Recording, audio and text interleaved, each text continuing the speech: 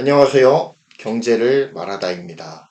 오늘은 좀 며칠 전과 같이 좀 메모리 시장에 대해서 다시 한번 좀 말씀을 드리고 싶거든요. 반도체는 크게 기억을 담당하는 메모리 반도체, 그리고 연산과 추론 등 컴퓨터의 실제적인 구동과 관련된 컨트롤을 수행하는 비메모리 반도체, 이렇게 두 가지로 간단하게 분류를 할 수가 있습니다. 또 그 카테고리 안에서 수많은 범주들로 갈라지게 되는 것이죠. 자, 다음에 표를 제가 하나 준비를 했는데요. 이 표는 ASML 페이스북 페이지에서 정리한 메모리와 비메모리의 차이입니다. 메모리는 정보를 저장하는 반도체이고요. 비메모리는 메모리가 수집한 정보를 바탕으로 해서 실제 연산을 수행하는 정보 처리 영역에 속한 반도체라고 정리를 할 수가 있을 거예요.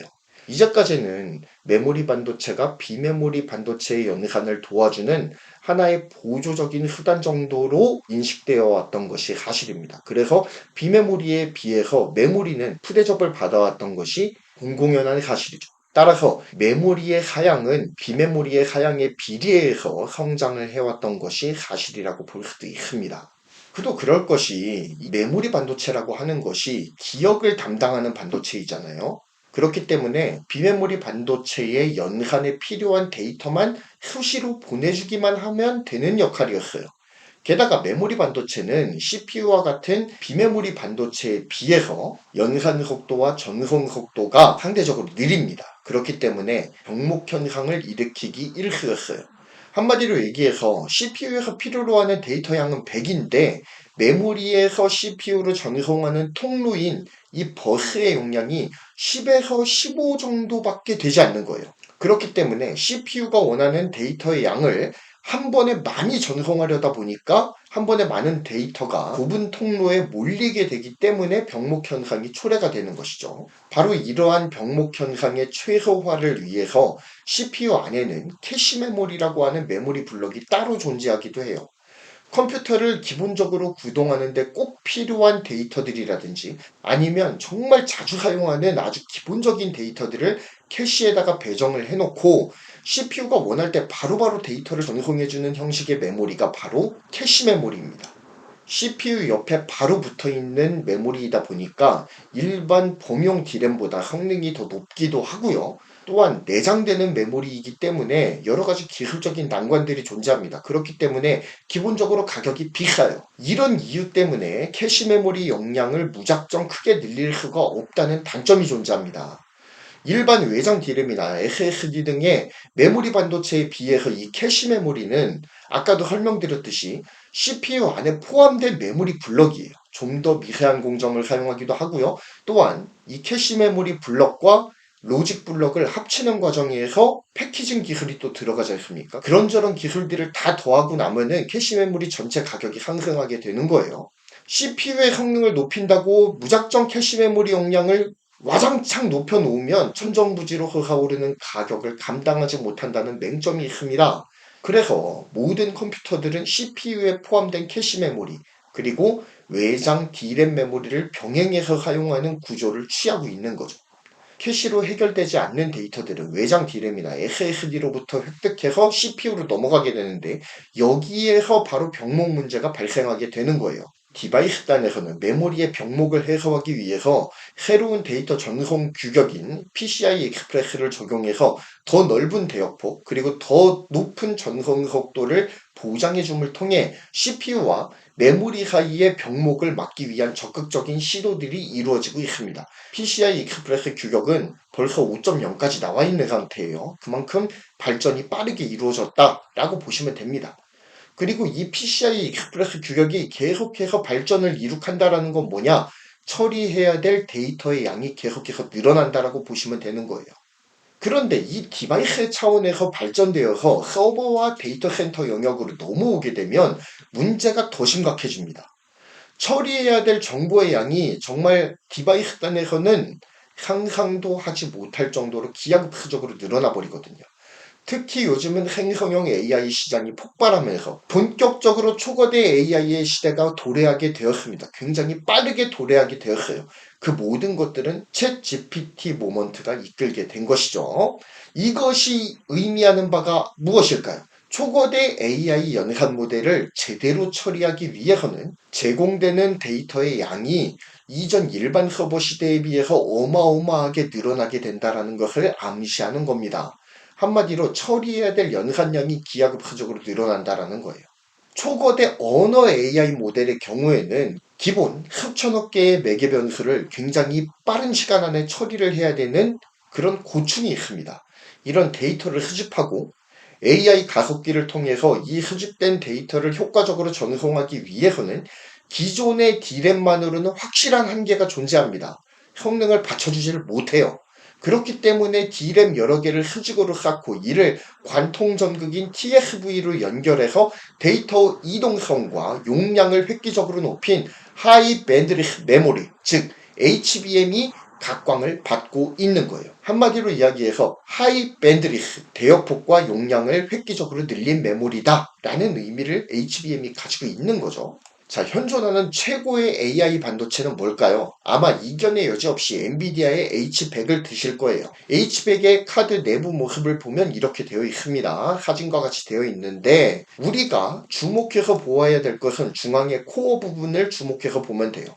코어가 중앙에 자리 잡고 있고 코어를 주변에서 둘러싸고 있는 6개의 검정 사각 영역이 존재하는 것을 보실 수가 있을 거예요. 바로 SK 하이닉스의 HBM3가 탑재되는 자리입니다. TSMC에서는 H100과 SK 하이닉스의 HBM3를 자사의 2.5D 패키징 기술인 COWOS를 활용해서 한 칩으로 패키징하는 데에 성공을 합니다. H100 코어는 6개의 HBM3에서 제공되는 방대한 양의 데이터를 빠른 속도로 처리할 수 있는 능력이 충분합니다. 그런데 H100이 제대로 된 성능을 내려면 고성능의 HBM이 반드시 필요하다는 거예요. 한마디로 이 H100의 미친 성능은 D램을 층층이 쌓아올리고 대역폭을 획기적으로 높인 HBM3의 채택을 통해 가능했다라는 이야기입니다. 그리고 HBM3와 H100 코어 사이를 PCI 익스프레스 5.0이 적용된 첨단 인터포저로 연결함을 통해 데이터 이동성을 획기적으로 개선하게 하는 이 TSMC의 COWOS 패키징이 이들의 성능을 극대화시켜주는 거죠. 만약 SK 하이닉스의 HBM3가 없었다면 H100이 제 성능을 과연 발휘할 수 있었겠습니까? 물론 대안을 찾았겠죠. 하지만 기존의 HBM2나 HBM2E 등 9세대 HBM으로는 이 H100의 코어가 가진 성능 호환을 제대로 이룰 수가 없었다라는 겁니다.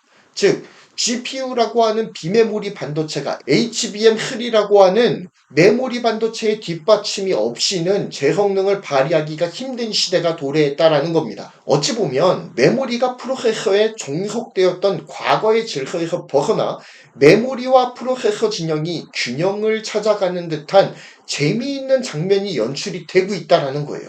오히려 프로세서 기업이 메모리 기업에 이끌려 다니는 상황까지도 연출되고 있는 상황이라는 겁니다. 엔비디아 보세요. H100에 탑재할 HBM3가 부족하니까 SK 하이닉스에다가 웃돈 얹어주고서 추가 물량 빨리 발주해달라고 독촉을 하지 않습니까? 그런 시대가 도래를 했다라는 겁니다. 과거의 메모리와 프로세서 간의 관계를 살펴보려면 인텔과 메모리 업체들 간의 관계를 살펴보는 편이 좋을 거예요. 인텔은 모두 다 잘 아시는 바와 같이 지난 2015년부터 2020년까지 한 4년 5년 정도 14나노 장인, 14나노 할배 소리를 들었던 회사입니다. 굉장히 오명석에 신음했던 회사였죠. 그런데 인텔이 당시에 PC용 CPU 시장의 90% 정도를 장악하고 있었을 때였어요. 불행히도. 그러다 보니까 당연히 호환 메모리 사양도 DDR4에 멈출 수밖에 없었다라는 겁니다. DDR5가 호환이 되는 CPU가 나오지 않는 상황이 연출이 됐던 거예요. 아니 메모리 기업 입장에서는 DDR4에서 이제 DDR5로 넘어가기를 학사고대하면서 기술을 개발해 놓고 기다리고 있는 상황이었거든요. 그런데 인텔에서 DDR5를 지원하는 사양을 가진 CPU가 생산되지가 않으니까 넋을 놓고 인텔만 오매불망 기다릴 수밖에 없는 상황이 연출이 되었다라는 겁니다. 기술이 없어서 못 만들면 억울하지라도 않죠. 기술을 이미 개발해 놓고도 차세대로 넘어가지 못하는 웃픈 해프닝이 일어났던 겁니다. 누구 때문에요? 인텔 때문에. 이와 같이 프로세서 진영에서 개발이 계속해서 늦어지면 한없이 대기를 타야 했던 메모리 기업의 이 구차하고 우픈 상황이 180도 달라지게 되었다라는 겁니다. 그리고 이러한 메모리 기업의 위상 변화의 한가운데에 생성형 AI의 출몰과 HBM이라고 하는 키워드가 자리 잡고 있는 거예요. 챗 GPT의 등장은 정말 충격 그 자체였죠.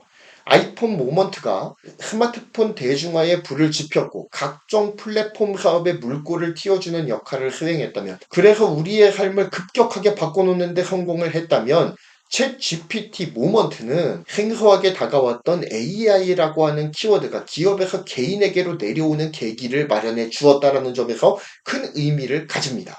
바야흐로 AI의 대중화의 시대가 챗 GPT를 통해서 확 열리게 되어버린 거예요.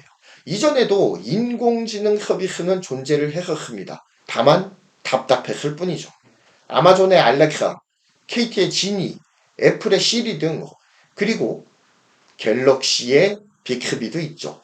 어쨌든 이런 허접한 수준의 초보 수준의 AI 서비스는 존재해 왔었습니다. 하지만 당시의 AI 모델은 매개 변수의 수도 상대적으로 적었어요. 그리고 초창기에는 GPU를 활용한 노가다 연산에 머무는 수준이었다라는 겁니다. 근사치를 던져주는 수준에서 끝났다라는 거예요. 추론까지 가는 데는 굉장한 무리가 따랐던 것이 사실입니다. 그런데 AI 업계에서 이 추론이라는 벽을 허물어낸 것이 바로 알파고의 등장이었어요. 구글의 TPU를 활용한 무작위 추론 연산은 인류가 수천 년 동안 쌓아왔던 방대한 바둑 기보 데이터를 단기간 안에 섭렵해서 무적의 바둑 실력을 자랑하게 하는 데에 성공을 합니다. 알파고가 고수의 바둑 기보를 모두 섭렵하고 난 뒤에는 이세돌에게 당한 1패 이외에는 패가 1패도 없는 바둑계의 신이 되어버렸죠. 세월이 지나도 절대 AI가 인간을 이길 수 없을 것이라고 자부했던 이 바둑의 영역까지 AI에게 빼앗긴 인간이었지만 몇 안 되는 AI를 능가하는 인간의 자존심이 있었어요. 그게 뭐냐면 바로 언어였습니다. 인간의 머리에서 무작위로 조합돼서 추출되는 언어 메커니즘을 AI는 결코 따라가지도 못할 것이다 라고 자신해 왔던 것이 인간들이었어요. 하지만 챗 GPT가 등장했지 않습니까? 인간이 갖고 있던 최고의 보루인 이 언어조차 무너져 내리고 있는 형국이에요.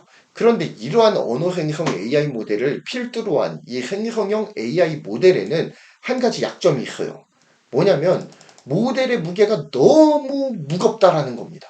언어 생성 AI에 사용되는 매개 변수 양이 얼마인지 혹시 아십니까? 수천억 개에 달해요.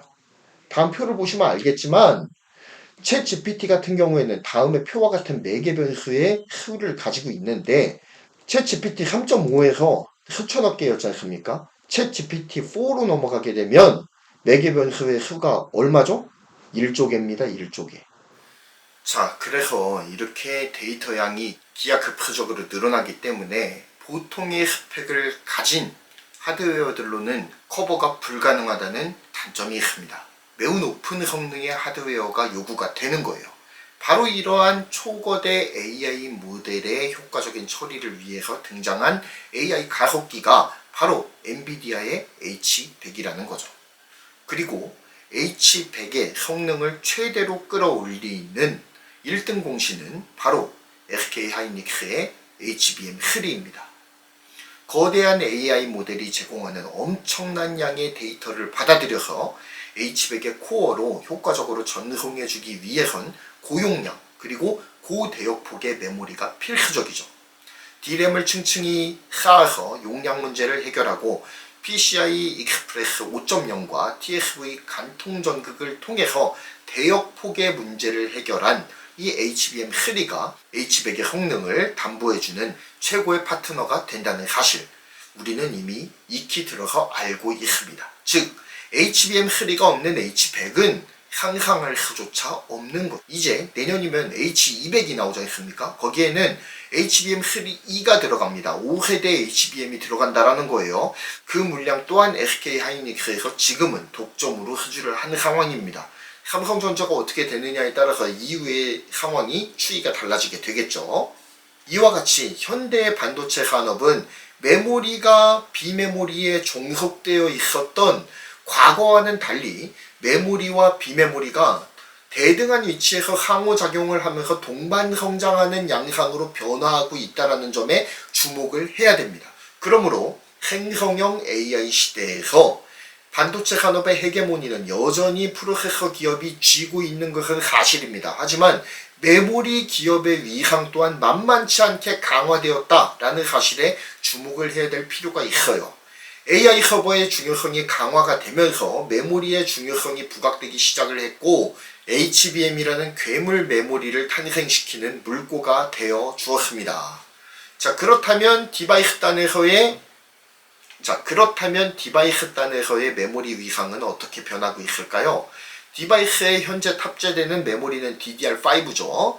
이 디바이스의 메모리는 서버용 메모리에 비해서 CPU에 종속되는 성향이 아직까지는 강하긴 해요. 하지만 디바이스용 메모리에서도 서서히 위상의 변화가 감지되고 있습니다. 이 또한 생성형 AI의 출몰과 무관하다고 볼 수가 없죠. 서버로부터 제공받은 AI 연산의 결과물을 빠르게 전송받아 결과를 도출하기 위해선 CPU의 능력 못지않게 데이터 저장소인 메모리의 성능도 굉장히 중요하게 대두가 되었기 때문입니다. 그리고 이 AI 연산이라고 하는 게 서버 안에서만 이루어지는 게 아니잖아요. 디바이스 단에서도 서버와 긴밀하게 데이터를 주고받으면서 AI 연산을 수행하고 있다는 겁니다.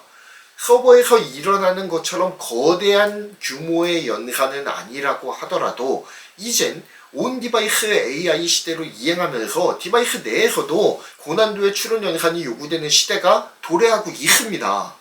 즉 디바이스의 스펙이 AI 연산 컨디션을 결정하는 시대가 도래하고 있는 이 상황에서 CPU의 성능이 아무리 좋더라도 메모리 성능이 이를 뒷받침해주지 못하면 CPU가 고스펙이라는 사실이 무용지물이 되는 시대가 되었다라는 점입니다. 아울러 이제는 서버용 AI 반도체에서 2.5D 그리고 3D 패키징으로 로직 반도체와 메모리를 한 칩셋 안에 묶는 작업이 보편화가 되고 있지 않습니까?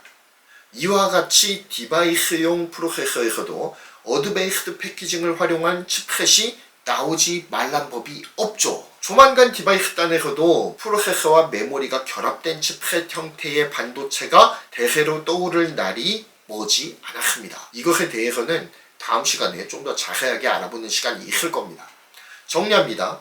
생성형 AI의 확산은 프로세서와 메모리의 상관관계의 중요성을 증폭시켰습니다.